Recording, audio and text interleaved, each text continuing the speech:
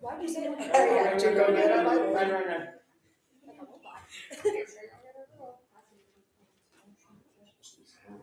Run.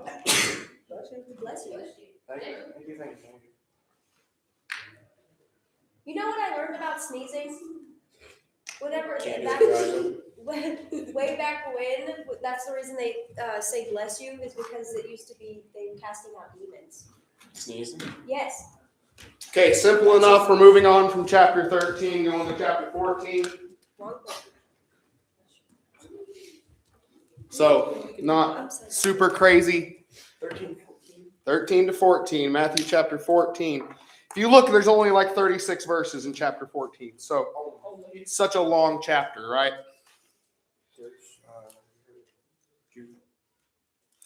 So, in the beginning of chapter 14, it talks about the beheading of John the Baptist. Okay? So, Jesus hears about this beheading whilst he's preaching off the boat in the Sea of Galilee. So he departs from there and he lands. It says, we're going to jump to verse 13 because I don't have time for the logistics here. It said, now when he heard this, he withdrew from there and in the boat to a desolate place by himself. But when the crowds heard it, they followed him on foot from the towns. When he went ashore, he saw a great crowd and had compassion on them and healed their sick. Now, when it was evening, the disciples came to him and said, this is a desolate place and the day is now over. Send the crowds away to go to the villages by themselves to get food. But Jesus said, they need not go away. You give them something to eat. So we're going to stop there. No one let me forget I'm at 17. Thank you. In that span of verses, he lands off the boat, okay? He makes it to the shore and he sees the great multitude of people from all over towns. He has compassion on them. These people still want to hear. He's preaching in parables. Like we talked about last week, he's shining the light on the people, trying to figure out who's listening. They're all listening. This is just kind of how it works. Whether they understand or not, they're still trying to find that understanding. This is you walking forward. So they come and he heals their sick, as it says. He says he had compassion on them and he heals their sick. But the disciples are tired. Okay? They're done. They're like, all right, the day's up. You've preached all day long. You've been healing all day long. All right, now send them home because they need to eat. They're making an excuse. Can I get them away from me? They need to go eat. We'll send them somewhere else besides where we're at right now. Everything but showing compassion for these people. So Jesus tells them, you feed them. They need not go away. You feed them.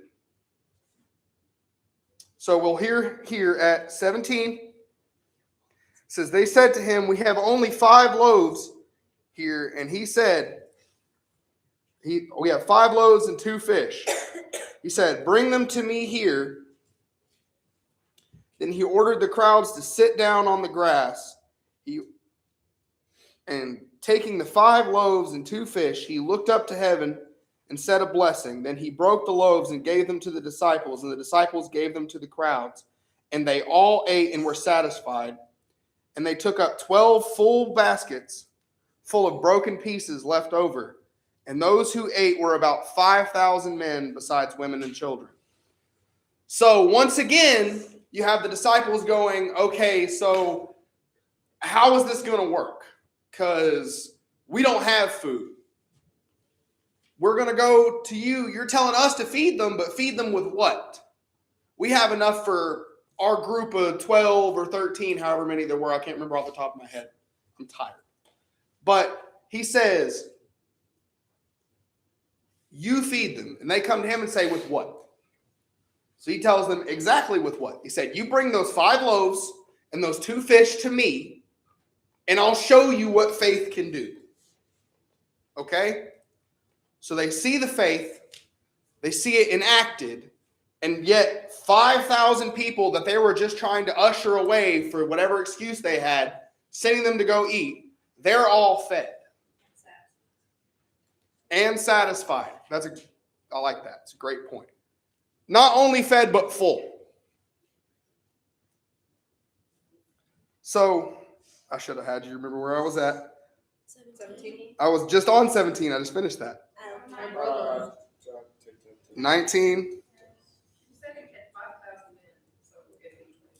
Okay, so it'd be 22. Thank you. Immediately, he made the disciples get into the boat and go before him to another side while he dismissed the crowds. So here, he's putting them in timeout. He said, you're not showing me the faith you're supposed to have, that you're supposed to be following me to have, that you supposedly have to drop everything behind to come and follow me. You're not showing me this faith. You're doubting me. So he's going to effectively put them in timeout. He's like, you're going to get in the boat, you're going to sail out onto the water, and I'm going to go pray. So we're going to go from there, and it says, and after he had dismissed the crowds, he went up on the mountain by himself to pray. When evening came, he was there alone, but the boat by this time was long away from the land, beaten by waves from the wind was against them. And on the fourth watch of the night, which would be about 3 o'clock in the morning, he came to them walking on the sea. But when the disciples saw him walking on the sea, they were terrified and said, it is a ghost. And they cried out in fear. Faith gone. Once again, you're in timeout for not having faith. You're in timeout for doubting what I can do, though I'm here in front of you. I'm walking to you to see what the problem is after I told you I was going to go on the mountain. You're out on the boat. You think I'm just going to leave you out on that boat? Obviously, I have a way to get to you.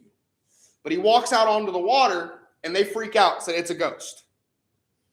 How is this possible? It can't be the guy who literally just healed multitudes and fed 5,000 people in front of me. There's no possible way. Can't be. But he said, but immediately Jesus spoke to them saying, take heart, it is I. Do not be afraid. And then my favorite part in this book said, and Peter answered him, Lord, if it is you, command me to come out onto the water. And Jesus said one word. One. Come.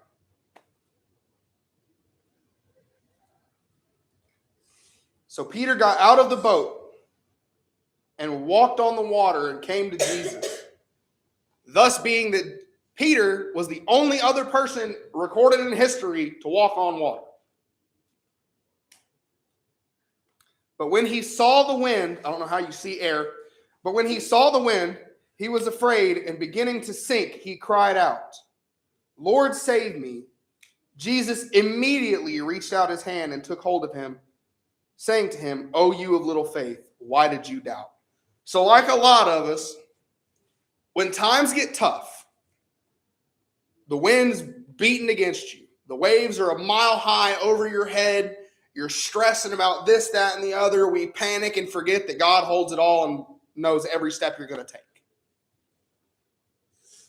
So you're stepping out on the waves in your faith, knowing that God's got every step, he knows every hair on your head.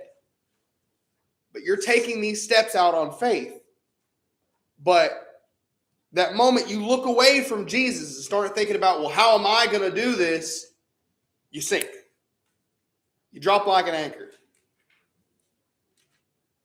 But without fail, God's there with an open hand. You might fall now, but as long as you have sight on Jesus, you have sight on your faith that God is working in your life today, not just in the past, not just in the future, today. He's working in your life. There is a hand there for you. The moment you realize that you're not blind, that you're seeing the lanterns at the end of the cave, there's always a light at the end of the tunnel, and the light at the end of the tunnel is Jesus. The question is, how far away is that light when you're walking? You have the choice at how far away that light is. That's the part that not a lot of people talk about. You control how far away that light is. It could be miles away from you, or it could be steps in front of you. You choose how close you are to God by your actions, by your thoughts, by your faith. How are you taking these words that I'm saying right now? Are they going in one ear and out the other, or are you thinking about them throughout the week? Not just today, not just Sunday. Are you thinking about what you're learning from Brother George, from Brother Randy, from me, from Jordan and Dooley on Sundays? Are you thinking about it throughout the week? This is deciding how far away that light is from you. Your season, your storm can be as rough as it's going to get. Or it could be worse. But if you don't have eyes on Jesus, that storm is going to look 1,000 times worse every time. But if you can look to Jesus and go, I know you have this. No matter what the struggle is, I know what you have planned for me. Whether I need to know what you have planned for me or not, I know you have a plan. It's okay to have a plan if your plan is God's plan. You feel me? And he said, oh, you of little faith, why did you doubt? And when he got into the boat, the wind ceased. And those in the boat worshiped him, saying, truly you are the Son of God.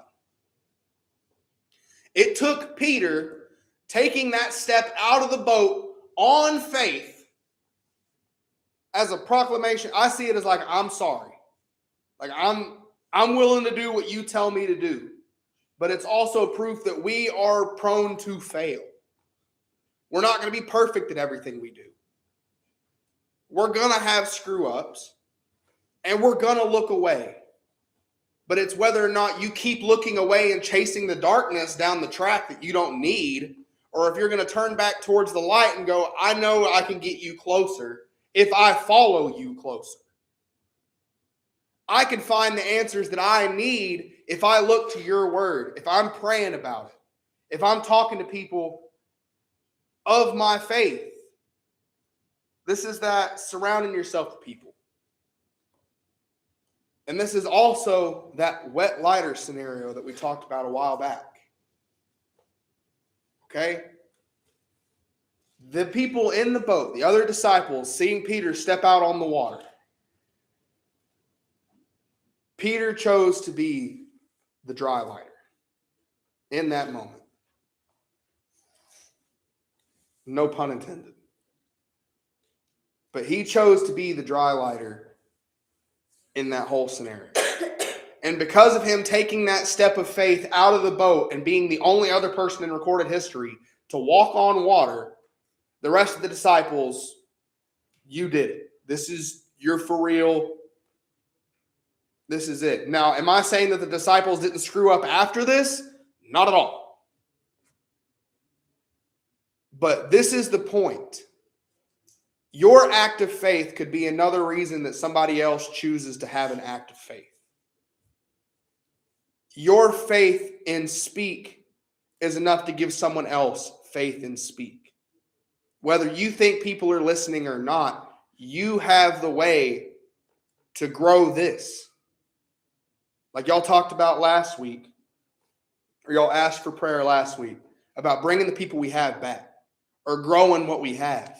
Y'all have the opportunity to do it. I have the opportunity to do it. But we only do that by living outside of these walls like we do in them. And I could be the pot calling the kettle black on a lot of things because of human nature. But we all fall short of grace. But he paid that sin debt. So I ask God for forgiveness every chance I get because, Lord of mercy, I can't. I struggle. I'm just like you. I struggle. There's nothing different. So we're going to move forward before I ramble too much because Like I said, I'm unprepared. Said, when they had crossed the river and came to the land of Gennesaret, and when the men of the place recognized him, they sent around to all in that region and brought to him all who were sick and implored him that they might only touch the fringe of his garment, and as many as touched it were made well. So this is another act of faith, to have a blind faith. We've told stories before, like the centurion who came to Jesus and was like, I'm not worthy to have you in my house, but if you would simply speak the word, my servant would be healed. This is that same kind of faith. Lord, if you'll just let me touch the drape of your robe, we could be healed. Just something as simple as being in your proximity would allow me to be healed. You speaking the word, that faith that I know if you speak the word, I may be healed. This is that faith that when you're going through a season, or you're going through a struggle, or you're having battle with depression or anxiety or whatever else have you, you can look to God and say, God, if it be your will, I know you can cure me of this. The enemy can't take my joy if I have you. The enemy can't rob me of my peace if I have you. If I'm in your word, I have that fulfillment of what you're asking me to do. It's hard to feel God when you're of the flesh.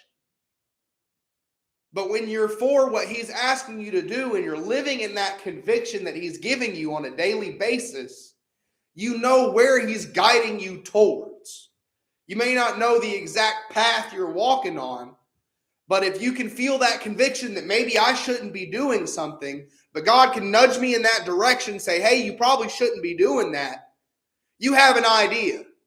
But if you're not up with God, if you're not taking that time with God to feel his presence, to be still and be silent, to be prayed up, to reconcile in your friends, your peers, if you don't surround yourself with people like you, it's harder to hear his voice. The closer you get to the flesh, the harder it is to hear. This is that blind faith that I know that if I simply do what you asked me to do, then everything I need will be covered. Not want, need. I want a lot of things. Like I would love a new bass boat or a couple $100,000. That would be really nice. But I don't need it. God has provided everything that I need in my season. I can struggle all week long, but if I sit here and stress about this, that, and the other, or whatever else that may be coming, I'm missing out on the blessings that he's trying to give me right now. By getting myself closer to God and spending that time with God, praying to him. When I could be sitting at home playing video games, I take the opportunity to open my word, to pray, because he deserves just as much time alone with you as you do in your thoughts. I don't know about you, but I struggle with my own thoughts. Being alone in my own thoughts is a scary place to be, but it ain't so hard when I got God on my side. That's just facts. I don't have anywhere else to go on this chapter. Like I said, it's a short lesson. But if y'all have any questions about anything, matter of fact, I might get into something here in a second. But if you have any questions about anything, please do not hesitate to ask. There's so many things that you could be doing, or maybe you're struggling with in your mental, but you're not necessarily comfortable to bring forward. That's up to you. If you don't want to make anything public, that's cool. If you don't want to talk about anything, that's cool. But there's one person that needs you, or wants you. Granted, you are of his creation. So I would feel the need. But like we talked about, when he started talking in parables on the Sea of Galilee, he chose to talk in parables because he knew, that if he had the power, that if he so said everything that he meant, that he can convert anyone who even didn't want it, because it was the only thing that made sense. The facts are laid out in front of you. He could have said exactly what he meant in that moment, and we wouldn't have to study. He could have it written word for word through anyone that he spoke through or was prophesied through, and have it written down plate point fact. This is when it's going to happen. This is exactly who it happened to. This is written record. This is where you can find it. But he didn't. Like coming of the end times, he said they will say they found my body in Egypt, but yet I will not be there. I don't know if y'all seen it, but I've seen an archaeologist that so proclaimed that he found the sarcophagus of Jesus in Egypt. That's written. Now, if he meant exactly what he said, which he did in a couple spots, but if he meant exactly what he said for literally everything, you would have no choice but to follow him, because it's the only thing that made logical sense.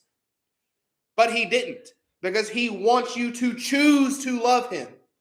He wants you to choose to get closer to him. He wants you to choose to spend time with him, to be closer to your peers and not of the people of the flesh, to not be in the flesh. You can't be a Christian and sit on the fence. You can't be for God and have a little bit of flesh and a little bit of blood. You are bought by the blood. Either you're bought or you're still on the shelf. You can't go to Walmart and pick up a rotisserie chicken and walk out the door with it and say, I'll pay for it later. That's not how that works.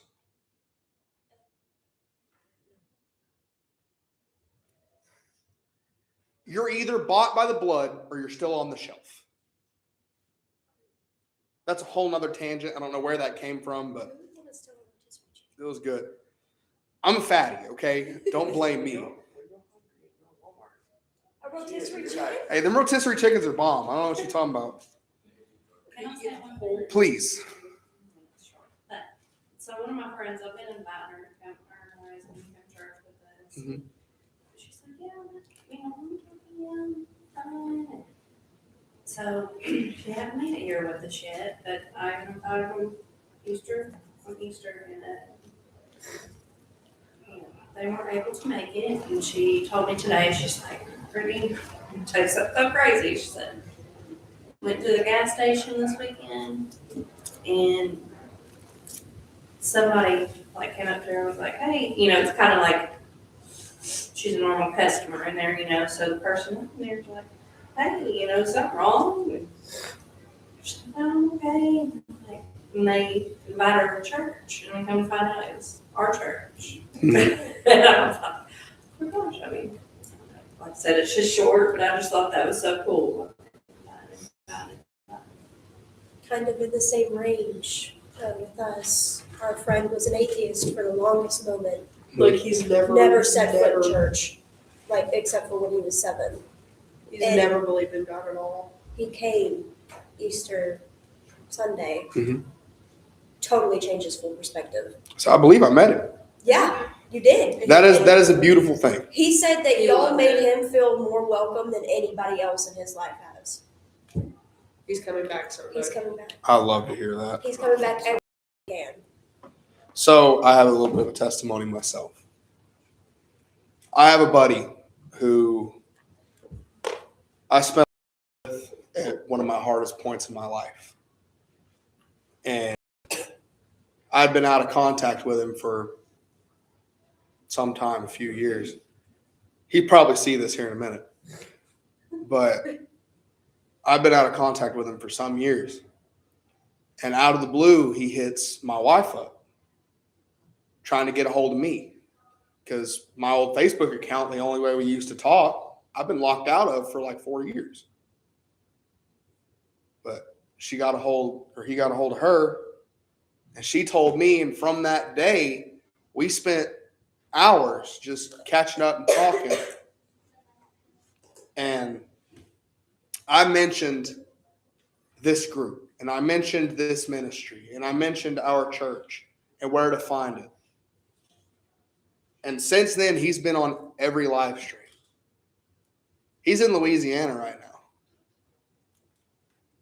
But someone who I never knew to be of the faith, taking me at my word for what God is working through, not only this group, but this church, and getting to see what it's like to be a Christian and not just be someone who goes to church. Y'all are the motivation. Y'all are the principle. You are the example that so many people need. Going to church is hard for someone who's been hurt because oftentimes the people that have been hurt were hurt by people that were just churchgoers. Holier than thou. I'm here to pay a tithe that makes sense because I'm helping for something greater. It's not glory be to God that I'm giving what I have. It's I'm doing something. These people are often who hurt the people who stay away from church. But you living through faith and showing that even in the hard seasons and in the times that you don't necessarily feel like lifting your hands, but you do anyways, because glory be to him because you woke up this morning. That's the faith that you need. That's the faith that you look for. Yes, babe. Ray just texted me, they left. She said her brother and his baby just got in a car accident and they just beat you on. Oh, so she said, well, pray for me. Okay, absolutely. Okay, so that's on the list for prayers. Does anybody else have any prayer requests this week before we close up? Can I ask something? Yes. Why did they behead John? Like, why did they finish that? Okay. So, from what I remember from my lesson this morning, I guess I don't have the paper in front of me, but from what I remember, Herod had beef with John the Baptist for a while. John the Baptist was the one who baptized Jesus. And he often was against the Pharisees, the biblical law. Okay? So, from what I read here and from kind of what I studied was he wanted to kill John because they thought he had died and been resurrected. Let's see. Let's read through it real quick. Because it says, at the time, Herod the Tetrarch heard about the fame of Jesus, and he said to his servants, this is John the Baptist. He has been raised from the dead. That is why these miraculous powers are at work. For Herod had seized John and bound him and put him in the prison for the sake of Herodias, his brother Philip's wife, because John had been saying to him, it is not lawful for you to have him. And though he wanted to put him to death, he feared the people because they held him to be a prophet. But when the Herod's birthday came, the daughter of Herodias danced before the company and pleased Herod, so that he promised with an oath to give her whatever she might ask. Prompted by her mother, she said, give me the head of John the Baptist here on a platter. So if I read this right, Brother Philip's wife, okay, John said it was unlawful for, where did he say it? Because John had been saying to him, his brother, I guess his brother Philip, or he'd been telling brother Philip's wife, because John had been saying to him, it is not lawful for you to have her. Man, that's complicated. Where did it? There's a painting of that scene. It's a painting of her holding his head on a silver platter. Herod had married his brother's wife. Yeah, I think that's what I'm getting. That's what I was confused about. Is because Brother's daughter. it said who. Yeah, it said who. I just don't remember. But it was like it's unlawful for you to do this, but because you said it's unlawful for me to do this, I'm going to kill the one who's making the accusation, like the claims. Because it said, saying to his wife, like brother Philip's wife, it is unlawful for you to have her. And though he wanted him put to death, he feared of the people because they held him to be a prophet. So he was scared of doing it. But because the woman who was being accused and being told it's wrong for this to happen, Herod had made an oath that she could have whatever. Like this one oath, you could have whatever. She wanted silence from John. So from what I understand, and I could be wrong, I'll do a little more study on it and get you a more solid answer. But from what I understand here, that she wanted silence. Herod, being a king, is like, if he's a prophet, if I kill this dude, it's going to stir a lot. Like, it's going to seriously stir the pot. But because he had made an oath, and it says that here, he was nervous about it, but because he had made an oath, he had it done. Because of that, Jesus hears about it and then goes on. Because he was bound by the oath. Yes. It wasn't his fault. Yeah. Yeah. Yeah, that's the fun part. Any other questions? If you have any questions that aren't here, text me. You all have my number. Bingo. I already did that. You're too late. I've got bingo for a minute, but that yeah. So mature. All right, anybody else have bingo? No, I mean, does anybody else have prayer requests this week? Yeah, my friend Dara, her sister is having brain surgery on Friday. Okay. All right.